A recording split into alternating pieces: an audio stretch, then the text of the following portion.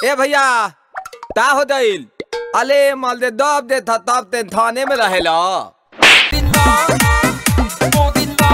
जिस गाने का ऑफिशियल टीजर का आप लोग का बेसब्री से इंतजार था, उस गाने का ऑफिशियल टीजर रिलीज हो चुका है wave music official YouTube channel पर, यानी कि ले लो पुदीना या पुदीना ए हसीना 2.0 का official teaser wave music official YouTube channel पर रिलीज हो चुका है। नहीं देखे आप लोग तो जाकर देखिए, बहुत ही बेहतरीन झकास धमाकेदार टीजर है। पावर स्टार पवन सिंह और रवि पंडित का जोड़ी वाकई में लाजवाब लग रहा है और थोड़ा सा आप लोगों को सुनने को मिलेगा पुदीना का एक थोड़ा सा झलक आप सभी को सुनने को मिलेगा।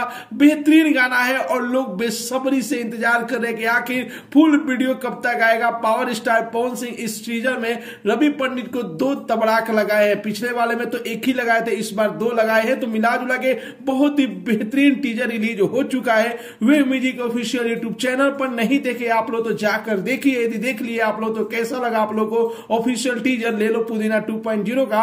अपना राय जरूर ही कमेंट बॉक्स में बताइए। मिलते अगले वीडियो में एक नया न्यूज के साथ, तब तक के लिए बाय बाय, टेक केयर, जय हिंद।